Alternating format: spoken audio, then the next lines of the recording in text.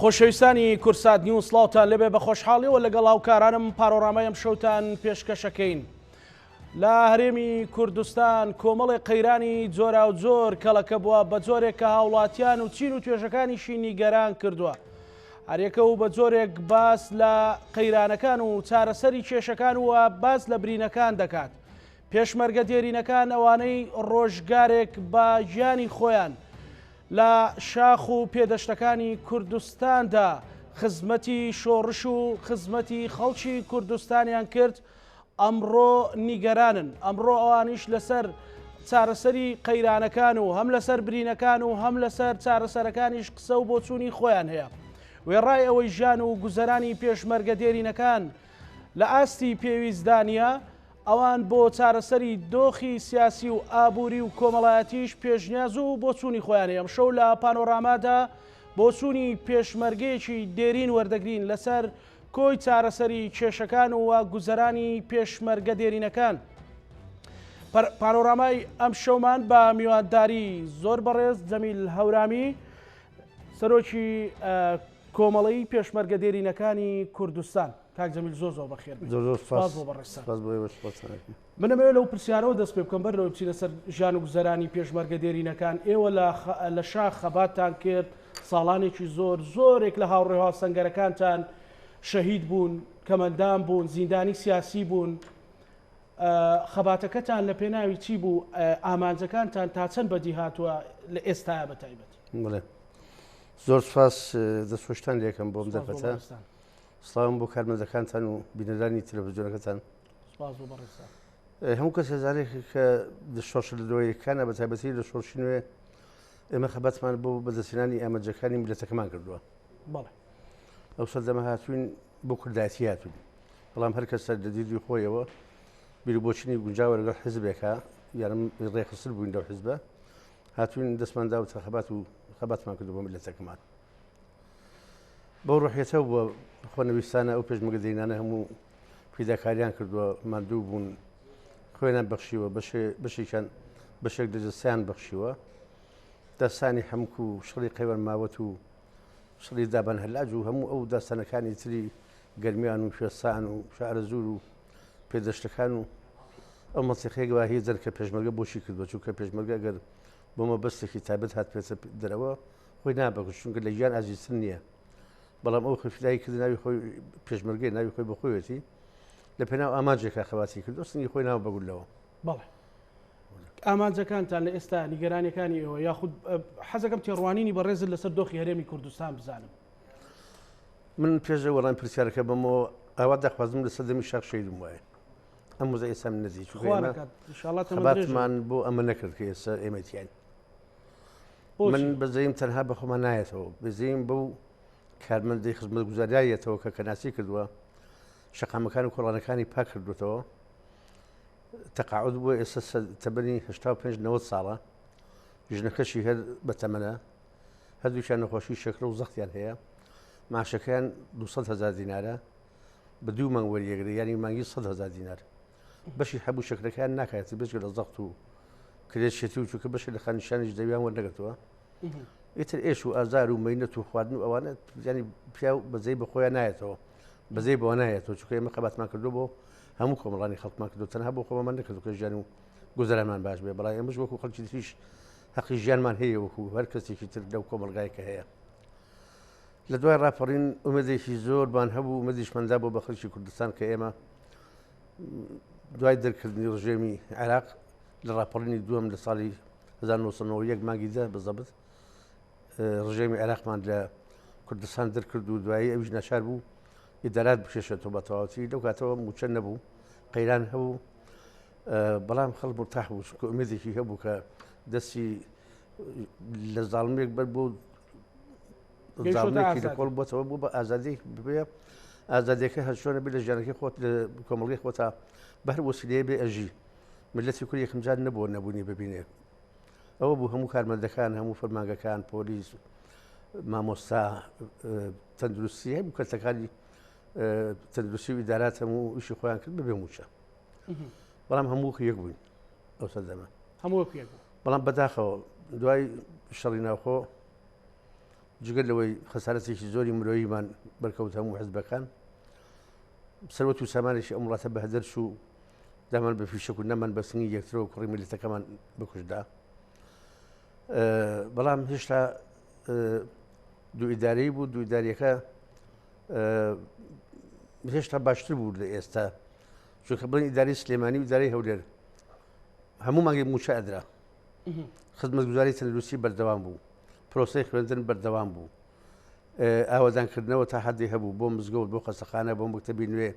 بۆ ڕێگەوبان بۆ هەموو شتێ هەبوو خەڵکیش تا حەدێ بۆتاح بوو بەس نیگەرانیەکەی ئەوە بوو شەڕی ناخۆ بوو بەڵام شەڕی ناخۆ کۆتایی پێهات تا سەردەمێک وەزمان باش بوو ئەو سەردەمە نەود نەبوو هێشتا تەنها یەکێتی لە شیواشۆک چەند بیرێکی هەبوو هێنابوومان لێرە لای پاڵاوگویەکمان بۆ دەنابوو پاڵاوگەکە بەشی پێویستی ڕۆژانەی خەڵک نەوت تەسفی ئەکرا و گازوایلەکەی بەکارە هات بۆ مۆلدات توشتیوە ئەویش کەم بوو پاڵاوگویەکی بچووکمان هەبوو بەڵام لەگەڵ ئەوەشە ژیانی گوزەرانی خەڵک زۆر زۆر باش بوو بەڵام بەداخەوە دوای ئێوە نەوت بە تەواوەتی گەشەی کرد و کردی نەوت ئەو هەموو بلۆک و بیرنەوتانە دانرا و ئەو هەموو بیرنەوتە لێدرا و ئەو هەموو شیرینیە وەرگیرا لە کۆمپانیەکانی هەڵکردنی بیرەکان دواسریش بەرهەمهێنانی نەوت و هەناردەکردنی بوو بە تەوقێک چوە و گەزەلمانەوە خۆزگە هەر بەدەست ئەو کاتە عەرەبوو بواە بەس نەبوو کوردستانیشان پێوێران کردایە پیان مرتاح بوو ینی هین نەبوو نیگەران نەیەبوو ئێستا من پێم نەخۆش بوو پێم نەخۆشە ئێستا لە ژیاندام ئەو بە تەمەنەی کە باسی یەکەم وا ببینم یا مناڵە شەهیدێک ببینم پێویستی بە خوازن بە شتێ بێ یان بەچێ بۆ مەکتەب نەتوانێت جلی وەکو جلی کەسێکیکەی دراوسی دەبەرکە یان پێشمەرگە دێرنەکان ئەبینم نەخۆشن و کەسێک نیە چارەسەریان بکات و یان پێشمەرگە لە نەبوونیە خاورکرێکی خاورخان و دەری کات و بچێ کەلوپەری حوشە ماڵەکەی ببرێتە حوشە مزگەوتێکەوە یان پێشمەرگە واقعی هەیە حەز ناکەم ناوی بەرم ژنا پیاوێکە نووسەریشە جگەرەوەی پێشمەرگەی بەردەوامە دێرین بەردەوام نووسەریشە پێشمەرگەیەکی ترمان هەبوو بەردەوام بووە لە ناو مزگەوتان مرد بەلەدێر ناشتی کەس پێی نەزانی و کاتە کۆمەڵەکەمان نەبوو ئاگامان لێکتر نەبوو بەهۆکریشە مشاکلی شخصیەوە ئەوە ناشتی ینی پیراوە بێ ئەوە بینە نیگەرانە بێ دواتر لە 2014 بەدواوە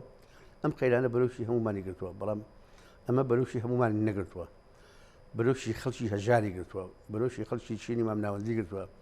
بەرەوشی مناڵی دەسەڵاتدارەکانی نەگرتووە لێرەوە لەوێ ڕەبێ ببیستن با هەمووشی ڕاست نەبێ بەڵام لە 150 لە 160 ڕاستە ئەنواع بێلا لە دەرەوە کراوە لە ئەمریکا لە ئەوروپا لە شوێنەکانی تر خەڵکیشی زۆر بوو بە خاوەنی کۆمپانیا مناڵی مەسئولی زۆر بوو بە خاوەنی پارەیەکی زۆر کە ینی دوو ئەوەی تەمەنی خۆی بەقەدر ڕۆژەکانی تەمەنی ملیۆنە دۆلاری هەیە بێجێ لە سرۆت و سامان ئەچن بۆ گازینۆیەک مۆبایلەکە دانێ لەسەر مێزەکە پێ 6 کوڕە مەسوول دەچن لەسەر مێزەکە مۆبایل دانێن مۆبایلەکان باید 2 دەفتەر 20 من مۆبایلی وام نەدیوە بەڕاستی ساعاتەکەی دەستی ساعتی پاخر و گران بەهایە سێ گەنجی تر لەولاوە ئەچنەوێ ئەم کە یەت سیارێکی مەرسیدس دەهێنن و دەرگای بۆکەن و یە دانیشێ شیرینیشی لەگەڵا بانکە باشترین نرگە لە بانکە بەڵام مناڵە هەژارەکان بە 5 کەس 1000 کۆکەن و 5 دینارەکە نرگەلەیەکی هەرزان نەکڕێ خەڵک بینە بۆ شوێ تەسڕفەکەین وەبەست لە نەعەدالەتی و نایەکسانی بەڵێ مزمانی چانی ئەو سال لە مردنا عەدالەت وەڵام سە بەداخۆ لە مردنەکەش عەدالەت نەماوە خەریکە گۆڕستان ئەبێ بە پارە ئەبێ پارەت هەبێ ئەنجا شوێنی چاک دەچێت بنەژیدا ئەبێ بمابن لە کۆڵانێکە لە پەناو پرسێرێکە قەبێکمان بۆ هەڵکەن و مناڵەکانیشمان دوای خەفەتمان بدەسەوە بوون کاک جەمیل لە میانەی قسەکان چوارچێوەی قسەکانت ئێمە هیوای تەمەدرێژی و ساق و سەلامەتی بۆ بەڕێست و هەموو هاوسەنگەر و هاوڕێکانت دەخوازیین بەڵام بەڕێزت دەڵێ دووجار وتت خۆت وتت خۆزگە شەهید بوومایە ئەی لە پێناو چی مەسەرەن بۆچی ئەو گەیشتوتە ئەو قەناعەتە لەبەر هەر لە ژیانی گوزەرانی پێشمەرگە و کە سوکاری شەهیدان یاخود بەرامبەر دۆخی هەرێمی کوردستانیش ئەوەی کە خەباتان بۆ کرد یەکێکیان ئەوەیە کە ئێمە خەباتمان بۆ ئەسەر نەکرد ئەگەر شەهیدەکانمان جنوب بنەوە بێن واقعی ئێستا کۆمەلگاکەمان بزان ئەگەڕێنەوە بۆ گۆڕەکانیان حەز ناکەن لەم واقعیا بژین کە ئێستا هەیە بەشێک خەفەت و خەجاڵەتی پێشمەرگە پێشمەگەی دێرین ئێمە مەسئولین لە کۆمەڵەکەین یان ڕوومانتیەکەن ماڵەکان ڕوومانتیەکەن مناڵە شەهیدەکان ڕوومانتیەکەن کە سوکاری شەهید باوکودەکان ڕوومانتیەکە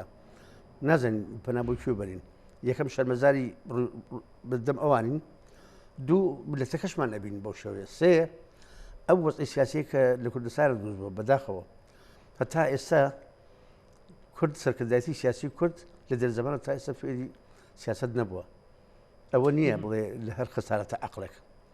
مەسەلەی کوردی هێڵێ سوارتانێک لێ نابێ بە سوال ئێمە سەرکردەکانمان دەیان جەرگلاون بەڵام هێشتا نەبوون بە سوال هەر نیگەرانەکە لە چیە نیگەرانێکە کورد یەک نییە ملەتەکەمان یەکێتی پێویستە تەبایی پێویستە یەکبوونی هێز سیاسیەکانی پێویستە لە شەڕی چاڵدێرانەوە تا ئێستا لە 514 23 ئاب بزەبت لەو کاتەوە لە ئەنجامی شەڕی چاڵدێران ئیتفاقی چاڵدێران کوردستان بوو بە دووەشەوە لەو کاتەوە هەتا ئێستا کورد پاسەوانی سنووری ئەو دوو ئیمپراتۆریە کە ئیتفاقە لە سەردەمی سوڵتان سەلیمی یەکەم و شای ئیسماعیلی دووەمی سەفەویەکان اتفاقکراوە تا ئێستا بە ئێستاشەوە بگرە لە زۆر شوێن پارێزگایی لە بەرزەکانی ئەوانەیەکەین دوو سێم عەقڵ نابین ئەو هەموو خەسارەتەمان بەسەر هاتووە ئەو هەموو نەکسەمان بەسەر هاتووە بەڵام حەزبایەتی بەداخەوە زۆر بەداخەوە ئەو ئەمریکا کە لەبوو من کوردایەتی بکەم حەزبایەتی نەکەم ئاشتەوایی کۆمەڵاتی تێگاوە چۆن ینی مەسەرەن ئەو هەموو فەوزا سیاسیەکە دروست بووە ئەو هەموو نایەکسانیەکە دروست بووە ئەو هەموو تەبعیەت و تەکەتولات و دەستەگەری و خۆبەزلدارین و حەزبایەتیە خەڵکی بێئومێد کردووە ئاشتی کۆمەڵایەتی چییە ئاشتەوایی کۆمەڵایەتی ئێستیقرارە ئەمنیەتە نان و ئازادیە ئێستا ئەوانە هیچیان لەو هەرێمە ئێمە لەبەرەوە خەڵک ناڕازیە لەو دەسەڵاتە ئێمەش بەرامبەر ئەوە ناڕازین ئێستا ئێمڕۆ هەرچەند ڕەقیبەوە دوشمنی دەکە سرودێکی نیشتیمانی و نەتەوەییە پەرلەمانی کوردستان بڕیاری لەیاوە و کردوەتی بە سرودێک بەڵام بەخوا ئێستا من حەزەکەم ئەمڕۆژ لە کۆبنەوەکە ئێمە سرود ڕەقیبمان لێ نەدا بەداخەوە هەزار ڕەحمەت لە قەبری دڵداری شاعر بۆ لەبەرەوە ئێمڕۆ پێویستم بە یەکێتی و تەبایی هەیە ئەو دروشمە زلان و قەبانە و ئەی ڕەقیب و ئێمە براین و ئێمە هین وان دەنووسوو ناشبێ ئێمە ئێمڕۆ ئەی کوردینە ئەی مەردینە با دەدەنا دەستکەین هەموو ئەومان لێدا دواتریش خوای وەتەن ئاواکەی چەند دڵگیر و ڕنگینە شیرینە ئەوانەمان لێدا پیا بێمێت بووە لەو قسە قەدارانەی ناو کۆڕەکان و ناو مەجالیس و ناو ئەو مەحافلی سیاسی و کۆمەڵایەتی ناو وڵاتەکەمانە حقیقت بگڕێنەوە بۆ ئێرە ئێمە ئێستا تەمەناکەم هەمووان کوردایەتی بکەین تۆش کوردایەتی بکەین کارمەندەکان و کامێرەمانەکانیش کوردایەتی بکەن بەڵام ئەو هەموو فەزاحەتە کراوە بە پێشمەگەی دێرین شێ لەسەری بەجوابات ئەم تەلەڤیزیۆنە خاوەندارەکەی گەڕیتەوە بۆ کەسێکی تێکۆشەر و لە سەردەمی شۆڕشاب جێدەستی دیار بووە تەلەڤیزیۆنەکەتان لەسەر ئێمە هات جواب کە ئەڵێن ڕێویەکانی شاخ و دزەکانی شار لەسەر کچی ئەو پێشمەگە دێرەی کە بە سێ کەس دەدرێژیان کرد لەسەر دەدرێژی تەکسی مەبەستم باستان کرد تۆ لێرە و بیگرە خەبەر بڵاوتان کردوێتەوە بەڵام بەو ئەندازەی نەبوو کە سەرنجی خەڵکی بۆ ڕاکێشی و سەرنجی سیاسەکانی بۆ ڕاکێشتن مەبەستم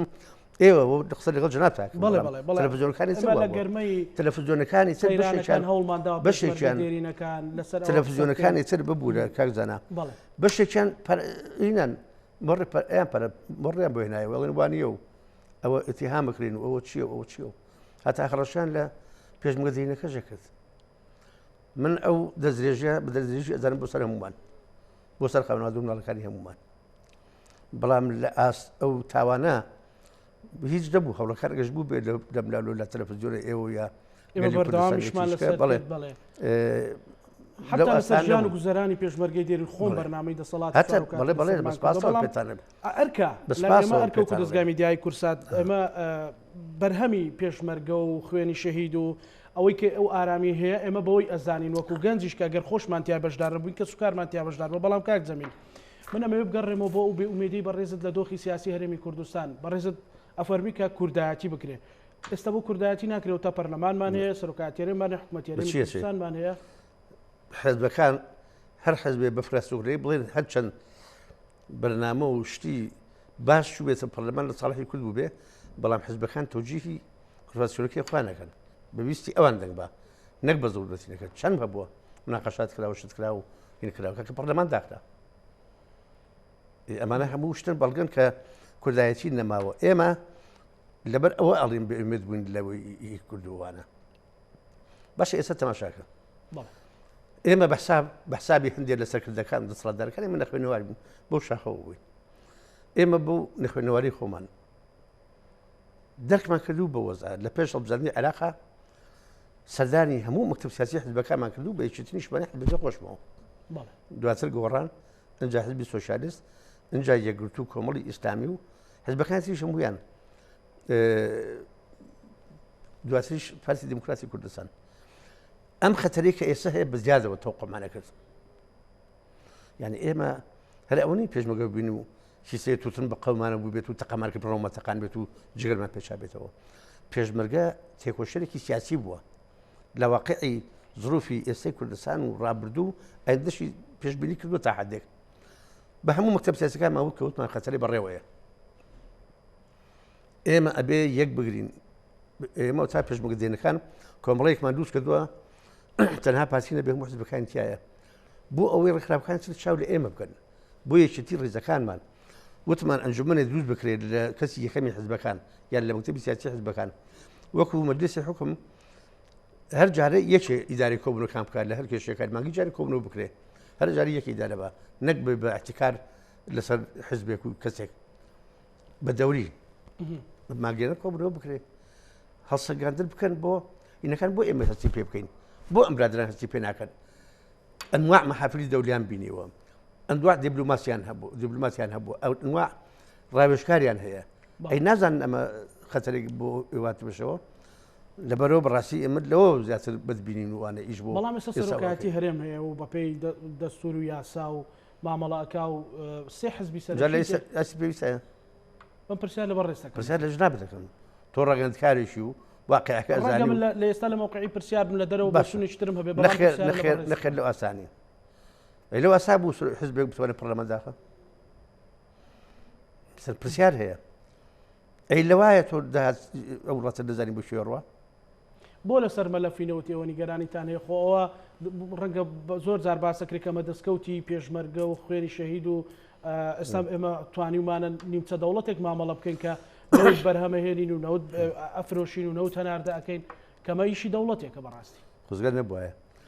من 85 عقدی نوتم لایە 85 عقد بەشی لێکەشەوە من لە کۆمەڵی سەکرتایەتیە جەنابی مەم جەلالیش لە حیاتا بوو باسی ئەو مەلەفەم کردووە ئاشتی هەورامی 2011 وتی ئێمە 5 ملیار دلار ئینمان هەبووە احتیاطمان هەیە لە بانقی SHBC بریتانی ئەو ناوی هینەکەی نەبرد لە لەندەن ناوی ئەوەی نەبرد وتی احتیاطمان هەیە پاشە کۆتمان کردووە من معلوماتم 600 میلیۆن تولی چوتە سەر دوای چەندی کۆمپانیاترە هاتوون بێژگەر لەوەی کێتر ڕووزنەفت و کار و چی و ئەم لە ئەولای ئەوانش کراوە ئەمە بە شیرینی باشە کووە ئەی نابێ دیبلۆماسیێکی کورد ڕۆژنامە نووسێکی کورد بە دۆزە چونکە پشێ بۆ ئەو بانقە بڵێ ئەوە 9 ملیار دلاری شیرینی نەوت لێرە بووە بۆ من عەقدەکانم لایە بۆ ڕاگەنکارەکانی کورد لایەن نەبێ بۆ سەرکردەکانی کورد لایەن نەبێ بۆ هەمیشە چاوی لێپۆشی ینی هەستەکەی خراپ بەکار هاتووە بە تاکید خراپ بەکار هاتووە چوەتە گیرفانی خەڵکەوە وەرگیراوە چوەتە گیرفانی خەڵکەوە ناتوەتە گیرفانی حکوومەتەوە بێ حکوومەت ئەوەی بکە بەڵام ئەوە بەدڵنیاییەوە ئەوەشتێخۆ هەروانن کە حزب و ئەو حزبانن کە حکوومەتیان پێکەناوە کاکجم طبعا ئەو حزبان حکوومەتی پێکەناوە بەڵام کاکە من تۆزە مطلعم معلوماتم هەیە لەسەر چۆنەتی دامەزرانی دەوڵەت و ئیسرائیل و فڵان وڵات و نیکەڕاگوا و کوێ و کوێ و إلى آخره سۆڤێتی پێشوو دوای ڕازدوتپرۆسیکا و ڕازنووس و دروستبوونی ئەم دەوڵەتانەی کە ئێستا هەن کە لە قەفقاس و لە سۆڤێتی پێشەوە یابوونەتەوە دەوڵەتیان دروست کردووە بۆچی نەچین تاریخی وەڵدەمایل بخوێنینەوە بنێرە جەنابەت خوێنەواری تۆ بەیانی هەتا ئەم کاتانە دەنگسیش خەریکی ڕاگەیاندنی کاری خۆتە بەڵام هەر بۆ معلوماتی خۆت کتێبەکەی وەڵدەمایل بخوێنەوە بزێت لە ئوکرانیاوە باوکی داکی چیان کردووە باوکی چۆن چوو بۆ ئەمریکا حرەسی سکەی قەتار بوو داکی ئەم سۆڵزەیە فرۆشت داکی لە شێشخانای ئیشێ کرد دوایی لەرە سۆپەرمارکێتێکە ئیشێ کرد وەڵدەمائیر مناڵ بوو گەنجێکی تازە پێگەشتوو بوو بە شتێکی کەم سەد لە ناو یەهودیەکانی ئوکرانە کۆی کردبوو سەری خۆی هەڵگرت و جارێ بە پاس و جارێ بە باقیێر و جارێ بە پێ چوو بۆ دەوڵەت نەبوو هێشتا بکاتە ئەسیەکانە چوو بۆ ئەمریکا لە ئەمریکا دیسان لەوێ سەد پێ کۆی کردوێتەوە پاکەتی فرۆشتووە جگەری تاک تا گەشتوتە بەریتانیا چۆتە ئیسرائیل چۆتە ئیسرائیل چۆتە ماڵێک ئەوانی هەژار بوون یەهودیەکان و کاتەوە پێچ نەبوون بەعام خەڵک فەقیر بوو چوە لەوێ ئیشی کردووە پیتاکی کردوێتەوە تا دەوڵەتی ئیسرائیل دامەزراوە بوو بەڕێزدەرا باشە 48 دەوڵەتی ئیسرائیل دروستکە هەموو عەرەب و ئیسلامەوە دەورانگرتوو هیچ پشت سەدێکی نەبوو هیچ مفەکرێکی وەکو ئێستاشی نەبوو زانایەکی زانستی کشتتوکاڵی هیچ شتێکی کەی لەو بابەتان نەبوو زانای نەوی نەبوو لە 1970 هەموو عەرەبیشکان جۆلانی برد سینای برد زەفەی غەربی برد کوێ برد هەموو شوێنەکانی برد باشە 1970 تا 90 ساڵەکە 90 ساڵ تا ئێستا ئێمە 20 ساڵ حکوومەتمان هەیە باشە ئەوان بە 90 ساڵ ئێمە نەوتمان هەیە ئەوە نەوتیانێ بێسە شوێنیان نەوت ئەو دەرەجەیە ئێمە دەژلە و فرات لەناو وڵاتەکەی ئێمە بووە زابی گەزێگەر و زێ بچوو لە وڵاتەکەی ئێمە بووە ئەو هەموو کانیاوە ئەو هەموو ئەرزە پڕبەرەکەتە بۆ نەمانتوانی شتێ بکەین ئێمە 2 ساڵ لە حکومڕانی ئەوان زیاتر ئەوە تا یەکتر کوژین یەکتر ئەخۆین لە باتەوە بای سەر کوردستان مەڕزگار کردایە بار چوە پاچێکی کوردستانیشەوە ئێ باشە نابێ ئەمانە بن بە تەجروبە بۆ ئێمە ڕۆشنبیرەکان بۆ نایخوێنەوە ئەو شتانە ئەخوێنیتەوە احتیزاز بخۆتەوەکەی احتیزاز بە نەتەوەکەوەکەی ئەبێ هەوڵ بدەم کچەکەم کوڕەکەم ئەوانم پێ بگەن بە ڕۆحی کوردایەتی بۆ ئەو مەبەستەی کە لە پێناویان دەوڵەت دروستە بێت پێت وایە مەبەستەکە بەلا ڕێدابراوە بەتەکید بەڵێدا بەڵام خۆ ئێوەش کاک جەمیل مەسەلەن کۆمەڵە خەڵکێک بوون مەسەلەن خەڵکێک هەبووە پارەی خۆی چەکی کڕی و چۆتە شاخ بە تایبەتی مەسەلە شۆڕشی نوێیە کردومانە بەڵێ خەڵک من ئێستا ئەڵێم ئێستا من لە پشاق ژیانی وزران لە ئێستا خۆشتر بووە پێشەوەی مناڵیشم بەرمە دەرەوە ئەبووم جلم بۆ هاتووە دولاری و پێڵام بۆ هاتووە پارەی جگەریان بۆ نادوو یارمەتی چیان بۆ نادوو زۆر یانی زیاد بۆ لێم دواتر کە بوو بە فەرماندەیەتی بوو دای مەڵبن لە قەراردوایی بوو بە فەرماندەیەتی بوو ژیانی وزران زۆر خۆش بوو بەڵام ئێستا معەزەبم یعنی ئەموو وەزعانە ئەبینم معەزەبم خۆ لەبێ مەعرەز و بۆی سبێنە بکوژدەی ئەمڕۆ قاچێکە بقرتێ چاوێکت دەبێت لەبێ بەڵام ئاسایی ئەژیان لەناو ئەو جوتیارانە لەناو ئەو خەڵکە پاک و بێگەردا ئەو خەڵکە بەگوزارەیە هەموومان وا بوون بەڵام من ئێستا ئەڵێم مەبەستەکە بۆ گۆڕا پێت وایە کاک جەمیل کە پێشمەرگی خوێندەواری وردی نەبوونی هەستی مەسئولیەت و هەستکردن بە مەسئولیەت ئەویش نەبوونی ڕۆحیەتی کوردایەتی ژیانی کوردایەتی نەما خۆ بەزلزانی ڕەفات تەڵەبی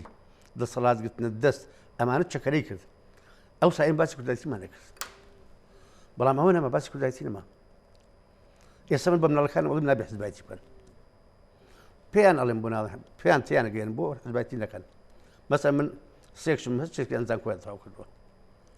بە هەرچیشان ئەڵێم مەکەن لەبەرچی لەبەرەوە ئەنواعم بەڕەم هەیە پێیان بڵێ بکە حزبایەتی نەکەن بەڵام کاک جەمیل ئێستا ڕەنگە بینەرێک بڵێ خۆتا هەر ئەو بەرهەمی ئێوە مەسەلەن جارێکی تر تەکید یەکەمە حکوومەتە پەرلەمانە سەرۆکایەتی مؤسساتە ئاڵایە هەمووی هەیە مەسەلەن بۆ بەونیگەر خۆزگەرە بەری کوردستانی هەبوایە نە پەرلەمانمان هەبوایە نە حکوومەتەمان هەبوایە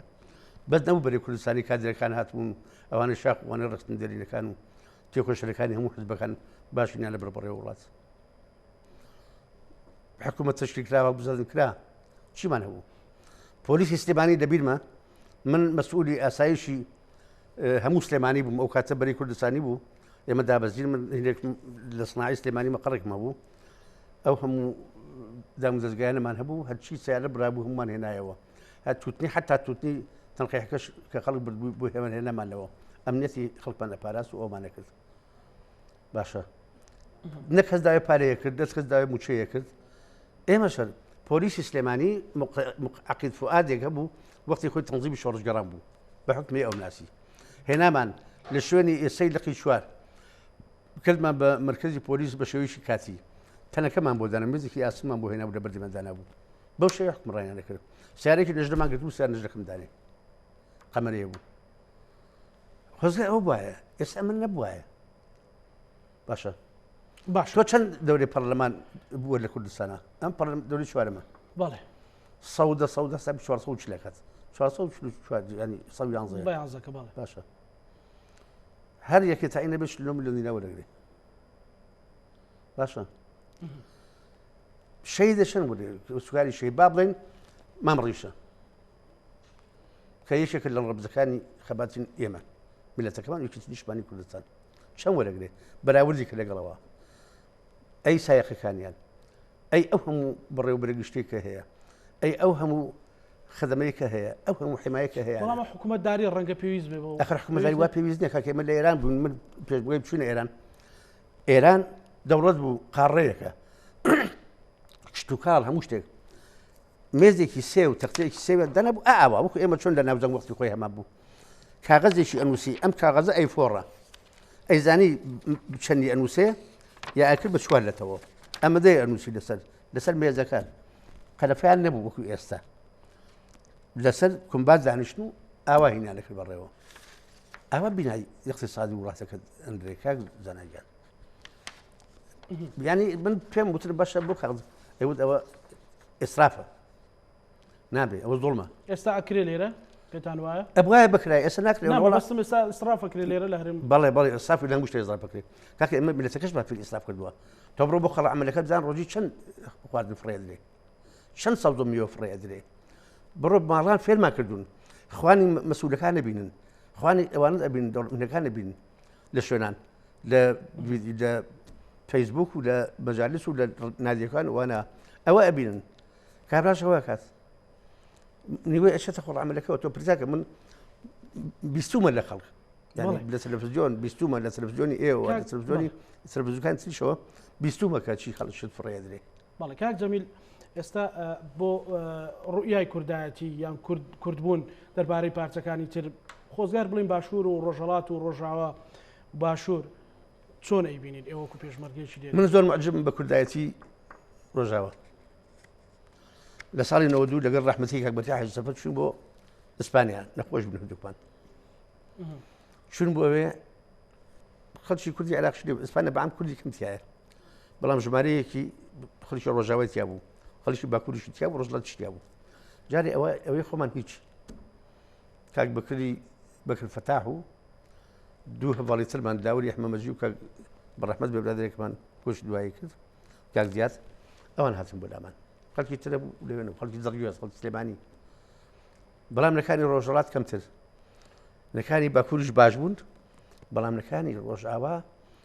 بۆیان ئەزانی خۆشەویستی کەسیان هاتۆ بۆ ئیسپانیا بۆ مەدرید پڕێک هەبوو لەوێ هەردوو چاوی فێر بوو بەداخەوە لە حەزی ڕووزاوی ئۆتۆمۆبیلە مەطعەمێکی هەبوو ڕۆژ نەبوو بە زۆر ئێمە نەبێ هەچ هاتۆ بۆ لامان بۆین بەڵام حەزێکی بچیت لە ماڵەکەی ئێوە بین ڕۆژ نەبوو نەمان بە زۆر هەر نەچوو دوو ڕۆژ جارێک لێ بردین خواردنی خۆمانەی بۆ کردین برنج و بامی بۆ کردین کەبابی خۆمانەی بۆ باش کاک جەمیل ڕۆحی سەواتی بەهێز بوو هەردوو چاویشی کوێر بوو ئەیوت ئومێدێکمان هەبێ بەشووری کوردستان تەجروبەکەی ئێوەیە بۆ ئێمە ئاوا بوون لەگەڵمانە ئێستا لەشکرکێشێکی لە سوپای تورکیا بۆ سەر چەند ناوچەیەکی هەرێمی کوردستان مبڕیر هەیە بە مەسەلەن سوپای تورکیاوە بەشێک لە هێزە سیاسەکان لەوەشە لە کوردایەتیا مەسەلەن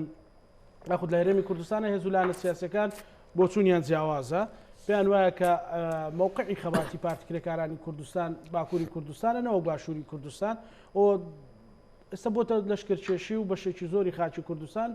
لەژێر غەزەبی تۆپ و تیاری تورکیایە بۆ چوونی باشە من لە ڕوودەم بکەم ئەوانەی کە پێشمەرگە بوون لە سەردەمی شاخ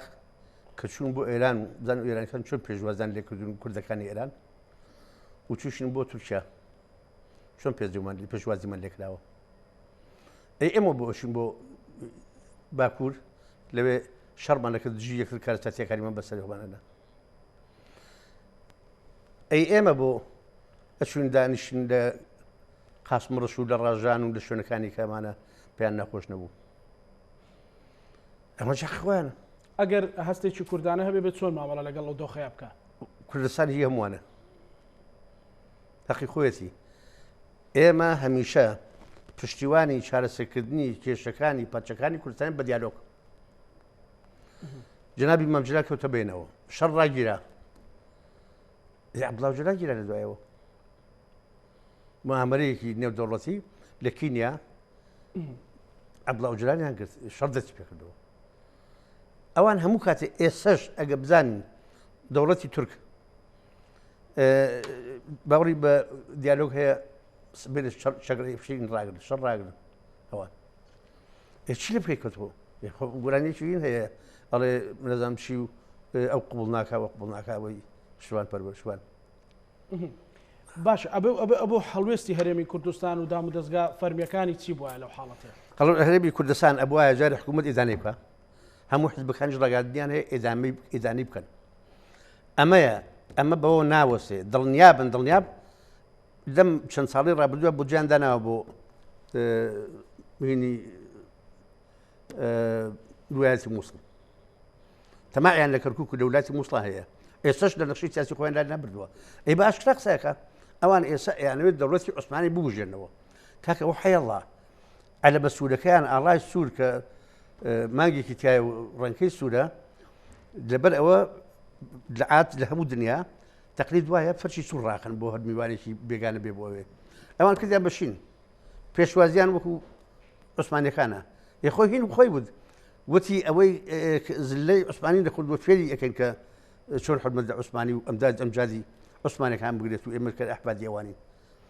ئەوە هاتووە ئێستا ئێوێ دەوڵەتی عوسمانی جندوو بکاتەوە بۆ چی بکەین نەبێدانێ بکەین یعنی سپێن لەوە تێپەڕی ئێستا مەبەڕ نادێن بەدەستەوە بۆی شەڕ زیاتر وێران نەبێت و ئومەمی متحیدە هەیە و مافی مرۆڤ هەیە و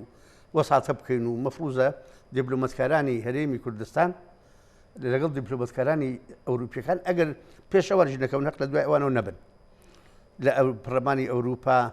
پەرلەمانی وڵاتەکان دیپلۆمەتکارەکان سەفارەتەکان قۆنسڵگەریەکانی وڵاتان لە هەرێمی کوردستان بە دەرەوەی هەرێمی کوردستان لە کۆنگرێسمانەکانی ئەمریکا لە ڕۆژنامەنووسەکانی ئەمریکا قژ دەبێت ئەگەر مزایدە نەکرد جاش نڕۆین بخۆ نابێت ئەوان کەمتر بین ئێمە کوردین ئەوان بۆ لەوێت فعمالێکم بخۆمان لە خۆمان نەکەین دژی ئەو لشکل کێشی باشە کاک جەمیل لە ئێستاە بەهۆی ئەو قەیرانە دارایی و بەهۆی ئەو ناکۆچانی لەگەڵ بەغدا هەیە باسی زۆر لە قوارەی هەرێمی کوردستانە کرێ بازەوە کرێکە ئەوەی کە بە ڕنج و خوێن و خەباتی خەڵکی کوردستان و پێشمەرگە بەدی هاتووە قوارەی هەرێمی کوردستان لەبار ببریان بچوو بکرێتەوە بەچی قوارەی هەرێمی کوردستان من زۆر لەوە خراپتر پێشبینیەکەم هەرزم کردی لە پێش خەبجاردنی پەرلەمانی عێراقەوە چون بە هەموو حیزبەکان بۆ ئەم خەتەرەمان پێوتوە ئێستا ڕازەکەی ئمڕۆ لەو کۆبوونە فراوانی کردومانەوە کتێبی سیاسی حیزبەکان زۆربیان لێ بوون هەتا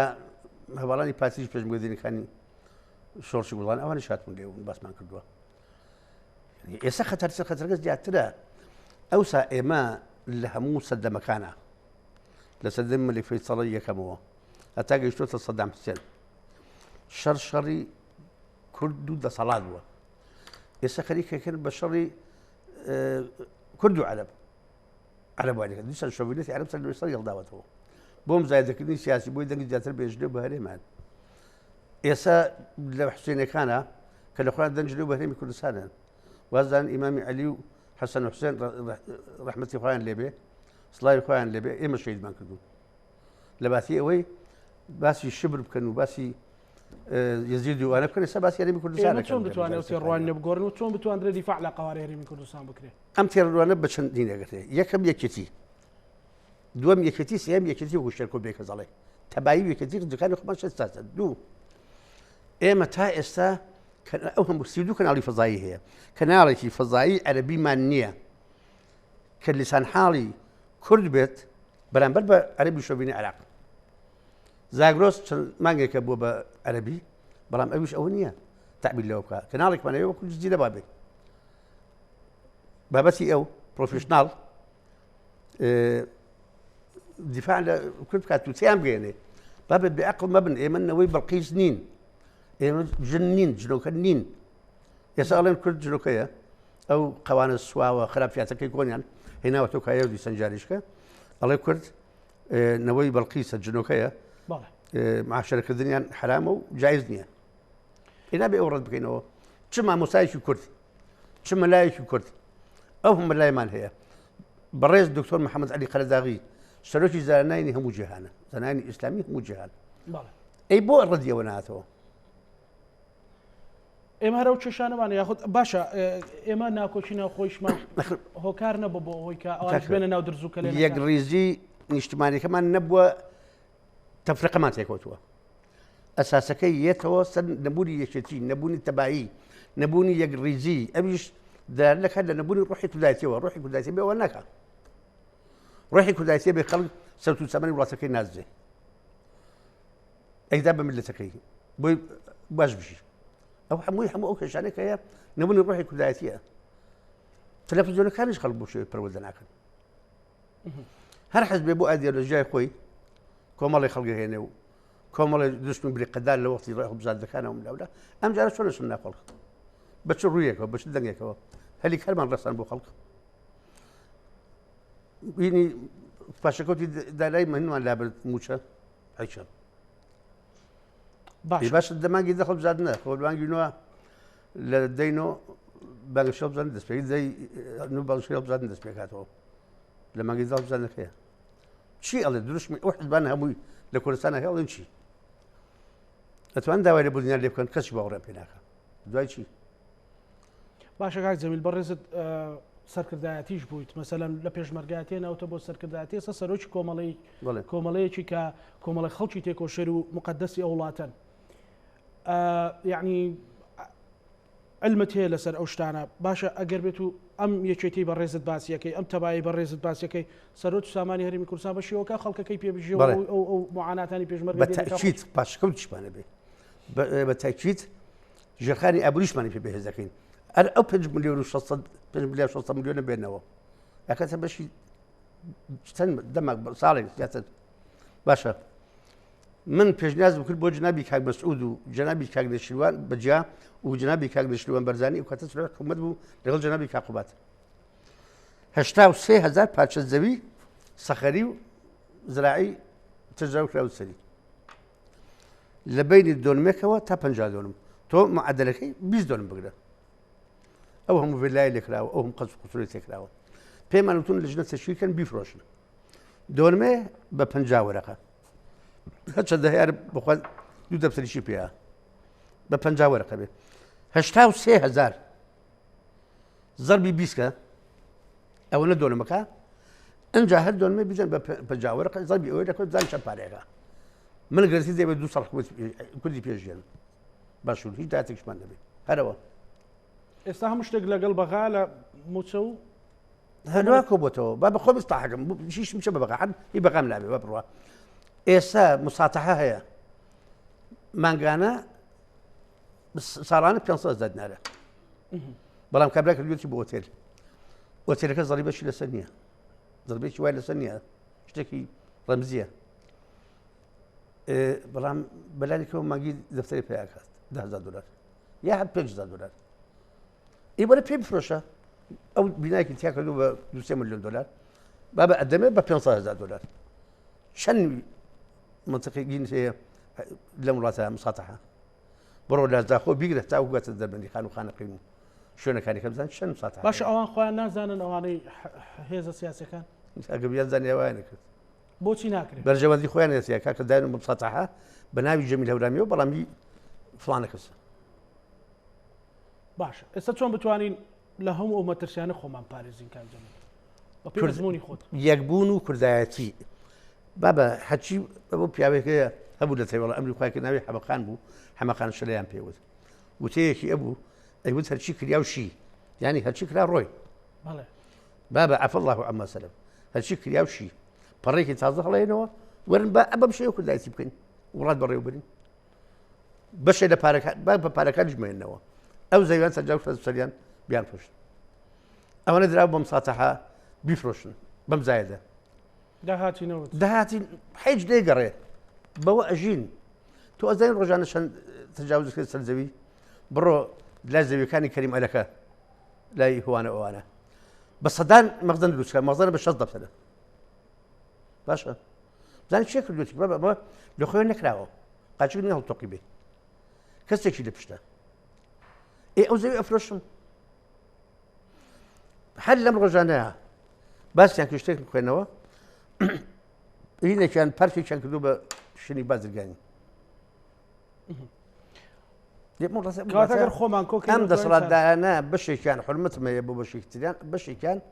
خۆیان بە خاوەری ئەم وڵاتە نازانن وا بیرەکەنەوە ئەڵێ لە یەسی بەعد یە تۆفان وەکو عەرەب ئەڵێ یعنی دوای مخواکە لە فاوە دەمی برد ئەیبێت تا مەجای هەیە بیزیۆ بیبێ و بیخوات دوای شێ بابێ قڕ بەسەمی لە سەکە ئێستاوە سەیرەکرێ باشە کاک جەمیل بابین و سەر ژان وزەرانی پێشمەرگە دێرینەکان هاوڕێی هاوسەنگەرەکانت مەسەلەن گلەیەکی شەیە لەسەرەوە کە بۆ ڕازی کردو بۆ دەنگکۆکردنەوە ژمارەیەکی زۆر خەڵک کراوە بە پێشمەرگەی دێرین و ئەمانە ئێوە تا چەند توانیتانە لەوەیە عەدالەت بەرپا بکەن ئەوە ئێمە نەمان کردووە حزبەکان و حکوومەت پرسیار لەوام بکە ئێمە 18,000 ئەنداممان هەیە ئەندام کە هەویە لە گیرفان هەیە لە جنابی مامجلال و مەرحوم خوا لەخۆش مامجلال هەویەکەی تیا بە منیش پێم بۆ پێشمەرگی کە 3 ساڵی پێشمەرگاتی کرد بێ کە یاسا ڕێ پێداوە پێشمەرگی ناساندوی پێشمەرگی دێرینە هەرەوە هەوێمان پێ بووە ئێمە لەو 18,000 کەسە 13,000 کەسمان هەیە خانشین ئەندامی ئێمەیە خانشینە 6,000 هی شۆڕژی ئەلوولە بە هەردوو باڵی مەکتەبی سیاسی و باڵی پارتیەوە ئەیلوولەوە شەشی ئەوەیە 6 لیسانس دەرکە حەوت دەمێنێ ئەم 7,000 یەکێتیە گۆڕانە شیوعیە زەحمەتکێشانە سۆشیالیستە کۆمەڵی ئیسلامی یخۆ شۆڕشی وەکو قەتار وا بووە یەکێ دابەزیەوە نەیتوانی بگاتە ئەخیر مەحەڵتەی قەتار لە نێوا دابەزیوە لە ئەخیر کەمتر دابەزیوە خەڵکی تر سەرکەوتووە لەگەڵیا تۆ ناکرێت 14 ساڵ خەبات هەر لەم شۆڕشی نوێ 15 ساڵ خەبات تەحمل نابێت کاکە مەکینە هەیە ماتۆر هەیە بەشی 5 ساڵەکە 2 ساڵەکە 3 ساڵەکە لا برێ پێشمەرگاتی خەڵک زۆر جار گلەی لە ئێوە کاڵە پێشمەرگە وایان کردو مستەشاریان کردو بە لیوا خانشتیان کردووە خانوویان کرد بۆ مستەشار وازان ئێمە کردومانە گلەی لە ئێمەکەن بەڵام ئێمە نەما کردووە ئەوە لە ڕێی تەلەڤیزیۆنەکەی جەنابتانەوە ئەوە باسەکەم ئێمەش ناڕازین لەوە مەسەلەن چەند ڕۆژی ڕابردوو یادی شەهید مامە ڕیشە بوو مەسەلەن خەڵک زۆر گلەی ئەوە کاکە لەگەڵ تەحسی شاوی سەنێت لێک وەزارەتە موچەوە ژاو چی کردوێتی خۆ پێشمەرگە دێرین نەکردووە ئەگەر بەدەست ئەمە حەد نانەبی بخۆم ناڵەکانیش باشە داواکاریتانیان پێشنیازی بە ڕێزکاک پێشنیاز دەکەین جاری ڕێزەکانی خۆمان یەکخینەوە ئەوە چەند جاری دووبارێکەمەوە ینی ئەمە بیر لە کوردایەتی بکەینەوە سەرەکی چارەسەرەکانە ئەو پرۆژه یاسایی کە هەمانە لە پەرلەمانی کوردستان چاکسازی بکرێ ئەوانەی کە باسم کردن ئەوە ئەنجام بدرێ ئەو پرۆژه یاسایی کە نردوومانە بۆ پەرلەمان بڕیاری تەواوی لێبن ئەوەی کە ڕەهەندی دارایی زۆ هەیە جارێ لێگەڕێن وەکو یاسای خانشینی پێشمەرگە یاشای ژمارە 38 لە 2007 جەنابی سەرۆکی هەرێم ئەو کاتی ئیمزای کردووە نووسراوە ئەم یاسایە جێبەجێ کرێت لە ڕۆژی دەرچوونەوە ئێمە پێمان نەکردنە کۆشێک لە 2011 فشارمان کرد کە جێبەجێ بکرێت ئێبا ئەمش ئێستا بیکەن تاکە با 3 ساڵیکە ئەوەی ڕەهەندی دارایی هەیە جێبەجێ بکەن بەس با ئێستاکە بکرێت دوای ئەوە چاکسازی بکەن کاکە لەو وڵاتە چاکسازی بەروبوومی ئەم وڵاتە زۆر شەت تۆ تەماتە بینیت لە منتیقەی شلێر و پێنجوێن چەند بین تەماتە ئەوە دوی سیواڵەکەی ئیسپانیا نەقڕ بۆ ئەو تەماتان هەموو ئەفریقانەوە بەجێ سەرجادەکانە بۆ لەبەرەوەش مەسئول لە شتێکی دەستکەوێت تەماتەی مەریوان و شوێنەکانی کەین من چوون بۆ فەڕەنسا چوون بۆ هۆڵەندا من خۆش زراعیم ینی حەزەکەم لە کشت و کاڵوانە بزانم حەزەکەم وڵاتەکەم پێشکەوێت لە فەڕەنسا کە وڵاتی شکەی دراوسەی کە هەمویان لە بازاری ئەوروپان شتێکی پێگەی ناچن نایڵن مستەحیلە بە گومرگی زۆری شۆ نایڵن بێ بۆ وڵاتەکە کۆمەڵە هەرەوزەکانیان هەیە بەس تڕە کاڵی فرۆش شتی هەیە بەقاڵ شتی خۆی هەیە غەلات بژینی خۆی هەیە مجموعەیە جمعیەکان دروست کردووە بازاری بۆ پیدا کردن و فرۆشن ناڵن بێت بەڵام تۆ کابرا شوتی شار زور و شوتین خەسار بێت وڵە ئێران شوتیە چیە وڵا هزار دۆلار دەست فڵان مەسوولەکە بێت ناکرێت ئەوە هەیە